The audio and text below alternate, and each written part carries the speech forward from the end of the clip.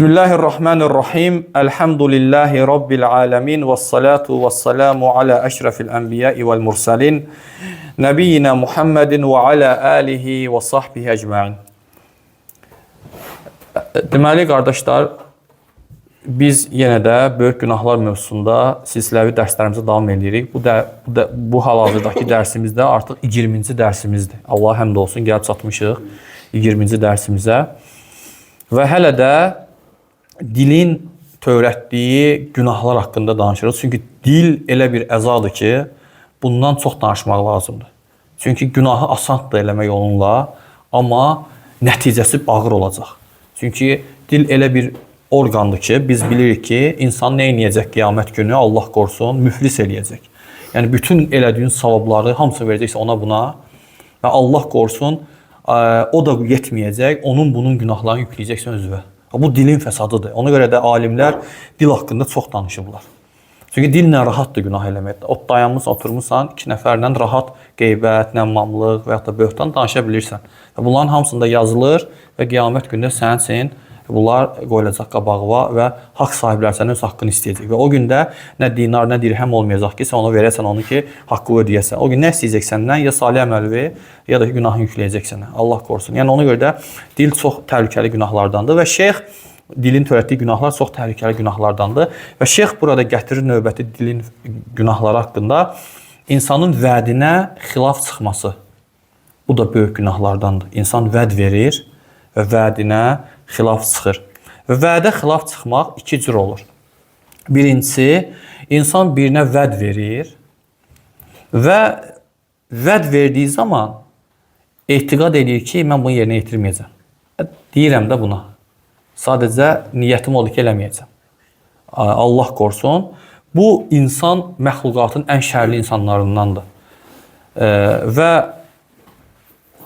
Allah Subhanahu taalaya qarşı, insanlara qarşı yalan danışan insandır bu. Vədə xilaf çıxan insandır. Və ikinci insan isə kimdir? O insandır ki, vəd verir və niyyəti də var ki, vədini yerinə yetirsin. Lakin üzürlü səbəbdən vədini yerinə yetirə bilmir. Bu insan artıq günah daşımır. Necə ki, Peyğəmbər sallallahu aleyhi və səlləm buyurur ki, əgər bir kişi qardaşına söz verər və niyyəti də onu yerinə yetirmək olsa, lakin vədini yerinə yetirməsə və görüşə gəlməsə, ona günah yoxdur. Bu hədisə görə bilirik ki, yəni insan üzürlü səbəb olarsa, vədinə müxalif ola bilər, üzürlü səbəbə görə. Və ən dəhşətli vəd isə Allah qorusun, vədə xilaf çıxmaqsa Allaha qarşı vədə xilaf çıxmaqdır və bu nifaqdır artıq, münafiqlərin əməlidir. Münafiqlər Allaha vəd verirlər, lakin qəlblərində niyə gizlədirlər olar? O vədin əksi olan küfrü. İnsan Rəbbinə vəd verir ki, ibadət eləyəcəm, əməl eləyəcəm və üzdə onu göstərir, lakin qəlbində o vədə tam müxalifdir. Necə ki, Allah Subhanahu taala onlar haqqında buyurur ki, onların əməllərindən biri haqqında ki, yəni deyir, onlardan, yəni münafiqlərdən deyərlər ki, bəziləri, əgər Allah öz lütfündən bizə bəxş etsə, yəni bizi varlandırsa, əlbəttə biz sədəqə verər və əməli salihlərdən olarıq. Boyunlarına niyə götürürlər? Sədəqə verməyi, pulum olsa sədəqə verəcəm, əməli salih olacam. Belə Allahla deyir, əhd bağlayırlar. Və sonra Allah Subhanahu taala ayənin davamında buyurur ki, yəni, lakin onlar vədlərinə xilaf çıxırlar, o vəd verdikləri şeylərə, onlara hansı ki, Allah Subhanahu taala verir və yalan danışdıqlarına görə onlar o vədlərinə xilaf çıxırlar, vermirlər o vəd verdikləri şeylərə. Yəni, varlandırdıqdan sonra Allah Subhanahu taala onlara mal dövlət verdikdən sonra yalancı olub vədlərinə xilaf çıxırlar. Bunlar münafiqlərdir. Və hansı ki, Allah Subhanahu onlar Allaha əhd verirlər, and içirlər ki, əgər Allah Subhanahu taala bizə var dövlət versə, sədəqə verəcək. Lakin Allah onlara o mal dövləti verdiyi zaman onlar nə edirlər? Vədlərinə xilaf çıxıb o sədəqədən üz döndərirlər, vermirlər. Və Allah da onların nifaqlarının üstə nifaq artırır. Allah qorusun. Yəni, bu da Allah Subhanahu taalanın onlara olan bir cəzasıdır. Amma mömin isə, möminə vacibdir ki, əgər Allaha vəd verdiyi zaman onu mütləq yerinə yetirsin. Həmçində insanlara vəd verdiyi zaman mütləq onu yerinə yetirsin. Çünki vədə xilaf çıxmaq böyük günahlardandır dediyimiz kimi, həm insanlara qarşı, həm də Allaha qarşı. Hətta sələflər bu şeydə çox ciddi olurlar. Hətta məsələn Abdullah Məsud radiyallahu-dan gələn, yəni ki, onun haqqında deyilirdi ki, sahabələrdən də, sahabələr ümumiyyətlə hamısı vədlərində möhkəm olurlar. Onlar ümmətin ən ədalətli insanlarıdır.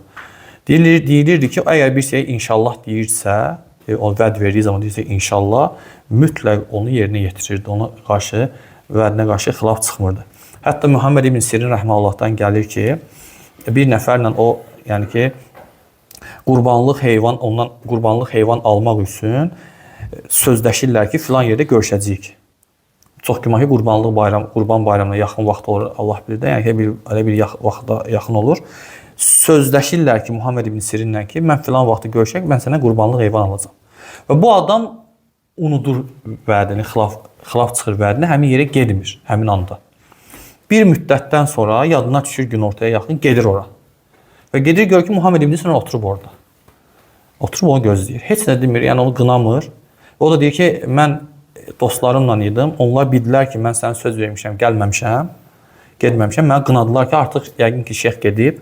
Yəni ki, ged ora, ged, bax gör, şeyx oradadır. Və mən də gəldim, səni burada gördüm. Muhammed ibn Sirin deyir ki, yəni əgər sən axşama kimi gəlməsəydin belə, mən oturub gözləyəcəkdim.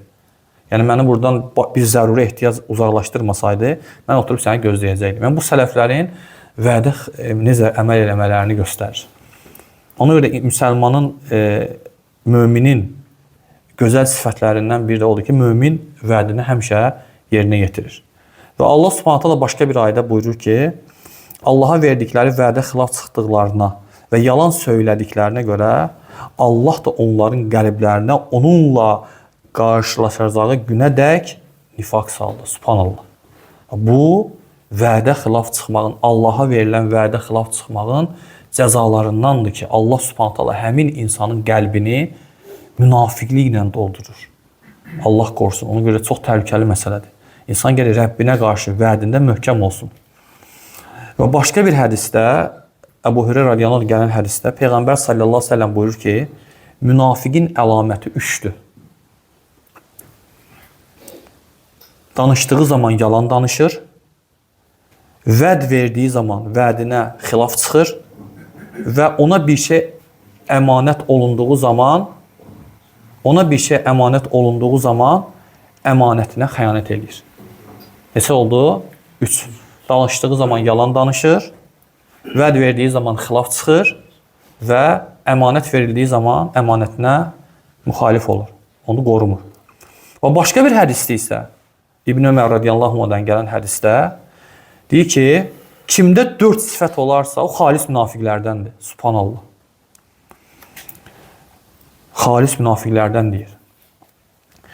Deyir ki, onlardan biri kimdə olarsa, onda münafiqlikdən xasiyyət var. Adam var, onda 4'ü də var bunların.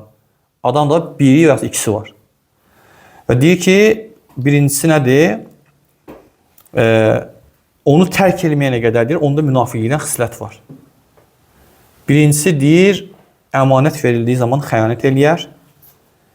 İkinci, danışdığı zaman yalan danışar. Üçüncü deyir, onunla əhd bağlandığı zaman əhdini pozar.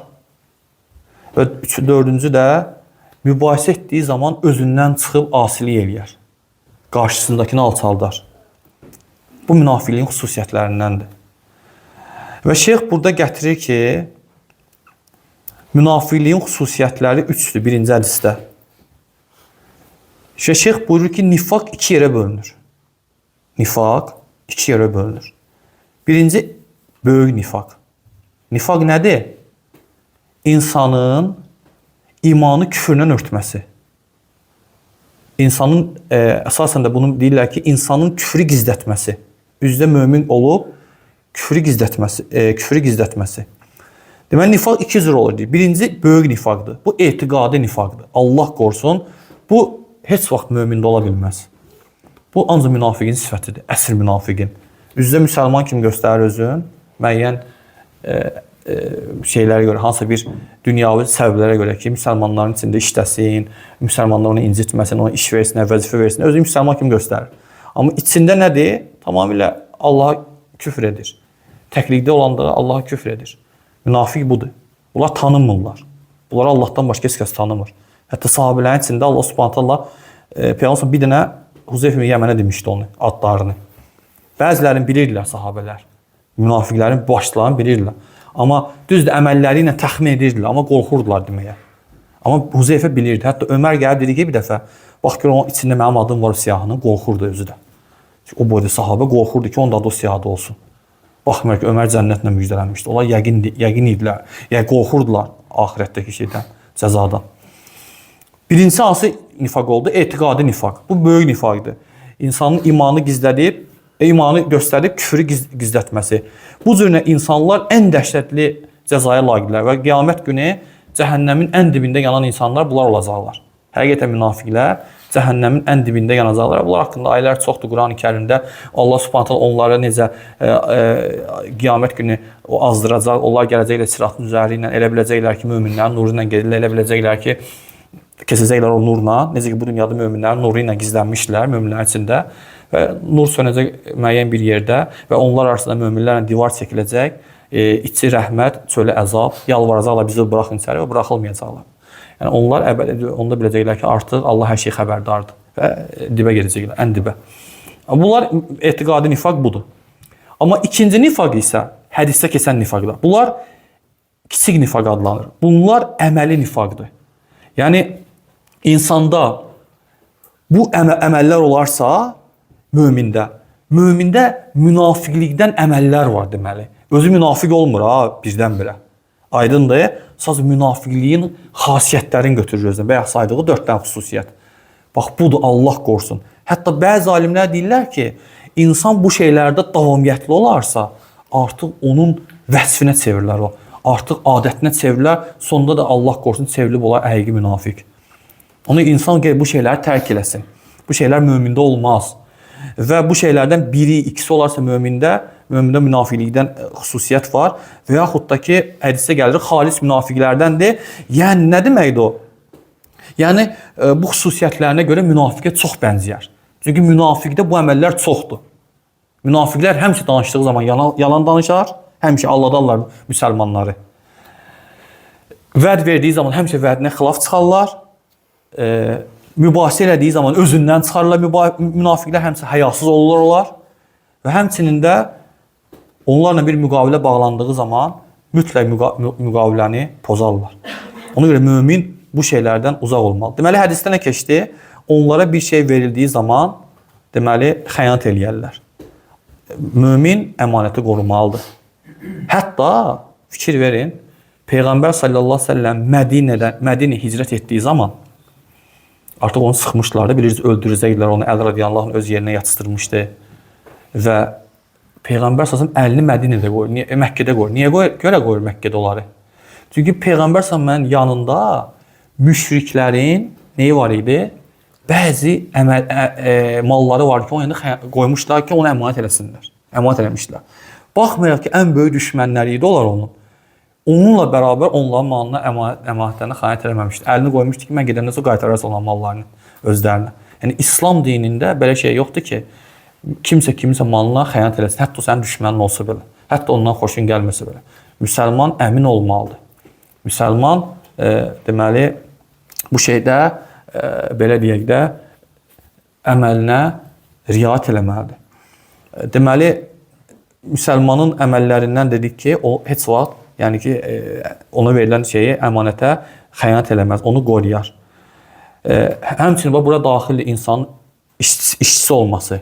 Müdür sənə bir iş verib, maaşım azdır və yaxud da məsələn filan şey eləyir mənə, onun işinə zərər verir. Belə şeylər olmaz.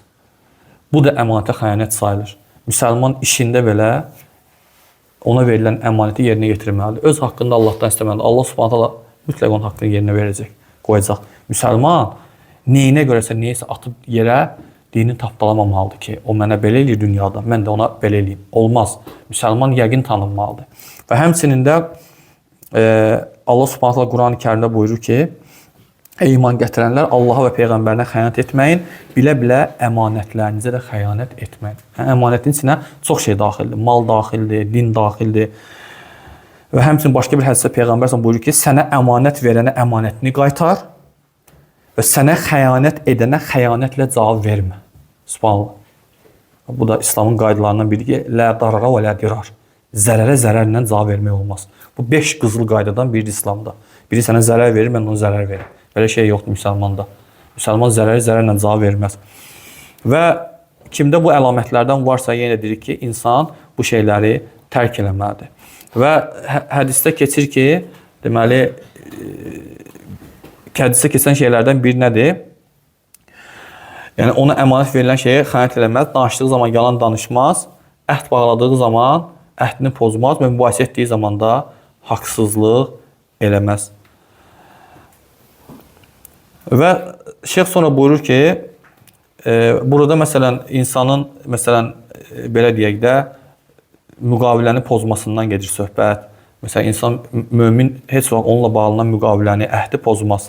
Hətta bu kafirlərlə bağlansa belə, qeyri-dində olan, qeyri-müsəlmanlarla bağlansa belə, müsəlman ona qarşı sadiq olmalıdır. Əgər onlar əhdi birinci pozmasalar, sənə də icazə deyil ki, əhdi pozasan. Necə ki, Allah Subhanahu Quran-ı Kərimdə buyurur ki, əgər əhd bağladığın bir qövmün əhdi pozacağı ilə xəyanət etməsindən qorxsan, sən də onlarla əhdi pozduğunu bildir. Şübhəsiz ki, Allah xainləri sevməz. Yəni, müsəlman heç vaxt xain olmaz. Müsəlman əksinə nədir?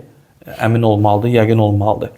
Bu qissə haqqında deməli, müsəlmanın belə şeylər müsəlmanlara çox fayda gətirib. Dəvətlə əlaqəli insan necə danışdı, yəni ki, İslama gətirdi.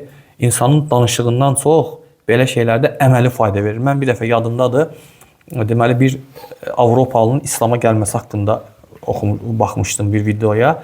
Ondan soruşdular ki, ailəvi İslama gəlirlər. Deyir, necə İslama gəldiniz? Deyir, bir dəfə Türkiyədə turist idik biz, deyir. Türkiyədə köylərdən, kəndlərdən birinə getmişdik, deyir. Elə oldu ki, deyir, ev tapmadıq, gecəyə düşdük, deyir. Bir müsəlman ailəsində, deyir, bir türk ailəsinin qonağı olmalı olduq. Biz qorxurduq, deyir, açığı. Çünki müsəlmanlar haqqında mənfi cəhətdən tanınırdıq da, deyir, bilirdik ki, müsəlmanlar kimdir. Onda da bilirsiniz ki, o vaxtlar elə bir vaxtlar idi ki, bu radikal müsəlmanlar, adlarını müsəlman qoyanlar çıxmışlar, müəyyən oyunlar, hoqqabazlıqlar çıxardılar, insanları İslamdan qaçırırdılar. O dövrlər idi. Və biz qorxa-qorxa bunların qapısını döydük, deyir, bir türk ailəsinin. Onlar da bizə gördülər. Bir bazı evləri vardı. Bizi evə qonaq dəvət edildilər. Və biraz yemək izad veriləndən sonra, bizə bir müddət oturandan sonra deyir, kişi mənə dedi ki, siz burada qalın. Biz o yanda qalacağıq. Dedilər, harada? Bizim orada yaşamağa yerimiz vardı, qalmağa yerimiz var. Narahat olun, siz burada qalın. Biz qaldıq rahat, qorxa-qorxa, yenə gözümüzə yuxu getmirdi. Bir tər günü gecəni keçirdik. Səhətə durduq, gördük ki, bunlar ağacın altında gəzəliyiblər. Ailəvi uşaqları ilə. Təsəvvür edirsən, hə? Mən çox qəribə gəldi. Gəldim, soruşdum ki, yoldaşımla ki, siz niyə belədir? Bizdə müsəlmanlıqda qayda var ki, bir qonağı 3 gün baxmalıyıq biz. Kim olur olsun, gəl bizim evimizə qonaqdırsa, biz ona 3 gün ərzində əlimizdən gələn köməkliyi eləməliyik. Xüsusən siz yolda qalmısınız, səfərdəsiz, gəlmisiniz bura. Mən deyir, dəhşətə gəldim bunların bu əməlindən. Mənim müsəlman haqqında deyir, belə təsəvvürüm yox idi. Və sonra deyir, getdim, İslam haqqında maraqlandım, oxudum və ailəvi İslamı qəbul etdik. Bir əməlinə görə. Görürsən? Yəni, bu neyi göstərir? Yəni, müsəlman baxmalı deyil qabağındakı kimdir? Qeyri-müsəlmandır, müsəlmandır. Allahın dinində ona nə əmr olunubsa, onu yerinə yetirməlidir. Və xüsusən də dəvət məqsədindən belə eləyirsənsə, gör nə qədər böyük faydası var. Və həmçinin də münafiqinin əlamətlərindən biri də nədir? İnsan mübahisə etdiyi zaman, yəni mübahisəsində həddaşır. Məsələn, mübahisə deyil, 2 cür olur. Ya öz haqqı olmayan bir şey iddia edirsən, haqqın deyil, iddia edirsən onu mübahisədə.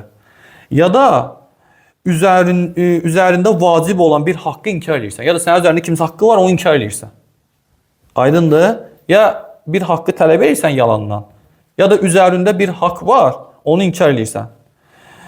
Belə bir insan çox vaxt yalandan şahidlər gətirir, işi qazanmaq üçün yalandan and içir, belə şeylər edir. Peyğəmbər sallallahu aleyhi ve sellem gör hədisində buyurur. Deyir ki, Kim bir müsəlmanın malını almaq üçün yalandan günahkar olduğu bir and içərsə ki, mən and içirəm ki, o mal mənimdir, amma yalandan and içir, Allahın qarşısına gətirildiyi zaman Allah onunla qəzəbli halda qarşılaşar. Subhanallah. Necə ciddi bir günahdır bu. Həmçində mübahisədə hədd aşmaq haramdır. Əksinə mübahisədə nə gəlib? Peyğəmbər sallallahu əleyhi və səlləm nə deyir? Haqlı olduğu halda mübahisəni tərk edən cənnətin harasında, kənarında ev vəd edirəm ona. Haqlısan, bilirsən ki, böyüyəcək, düşmənsi yazacaq qardaşından öz aranda, qucaqlayırsan qardaşından ki, qardaş, düz deyirsən. Allah səndən razı olsun. Allah sənə bərəkət versin, çox sağ ol. Aydındır. Yəni, belə və aralanırsan. Allah Subhanahu taala sənə cənnətin kənarında ev vəd edir. Amma özündən çıxmaq, özünü düz göstərmək, Allah qorusun, xüsusən də yalancısan, daha da üstünə qaçmaq, gücündən istifadə edib onu əzmək. Bunlar hamısı nədir? İslamda haram olan şeylərdir və qiyamət günü heç bir dirhəmin, dinarın fayda verməyəcəyi gün, yəni ki, sənə fayda verməyəcək. Və həmçinin də, qardaşlar, məsələn, hakimin qarşısındasan, qazi nə haramı halal eləyə bilər, nə də halalı haram edə bilər. Yəni, öz hökmünü verəcək. Və o sadəcə nəyə görə hökm verir? Eşitdiyi dəlillərə görə, eşitdiyi şahidlərə görə hökm verir. Əgər qazi, hökm verən, sənə qardaşının haqqı olan bir şeyi sənin xeyrinə hökm etsə, sən bilirsən ki, qazi səhv elədi, nəsə sənin danışığından çaşdığı vaxtı, hökm sənə yox, ona verilməlidir. Sən bunu bilə-bilə, sənin xeyrinə hökm versə, bu şeyi götürməməlisən. Əksinə deməlisən ki, qardaş, möhtərəm hakim, yaxud nəsə, yaxud hörmətli qazim, hörmətli şeyx, bu onundur. Bu hər yerdə belədir. Hər yerdə belədir. Necə ki, Peyğəmbər sallallahu əleyhi və səlləm buyurur ki, siz mübahisəli məsələlərinizlə mənə müraciət eləyirsiniz. Peyğəmbərimiz qazi olub, deyəm də? Gəlir o yanına mübahisəli məsələlərlə. Ola bilsin gidir bəzilərinizin dəlillərini digərindən daha inandırıcı dilə gətirə bilirsiniz deyir bəziləriniz. Bəlağətlə danışırsınız, o yazığın ağzında dili dodağı yoxdur, sən daha yaxşı danışırsan, qaziyə hələ gəlir ki, sənsən düz. Deyir, eləntik danışırsınız mənim yanında, bəzən elə ola bilir deyir. Və mən də onun dediklərini əsasən qardaşının haqqından bir şeyi onun xeyrinə hökm edirəmsə, bilsin ki, mən ona cəhənnəmdən bir ot parçası kəsirəm. Artıq onu götürməsin. Yəni, sanki mən ona payını alıb sənə verirəmsə, o haqlı olduğu halda, sənin danışdığına inanıb, mən sənə cəhənnəmdən bir pay verirəm. Onu götürmə. Bu, çox təhlükəli məsələdir. Ona görə insan belə şeylərdə diqqətli olmalıdır. Qardaşlar, inşallah bu qədər kifayətlənək. Allahdan istəyirəm ki, Allah Subhanahu taala bizə eşitdiyi faydalardan nəsə düzünü Allah bilir. Və sallallahu nəbiyyinə Muhammedin və alə ali sahbə ecmaîn.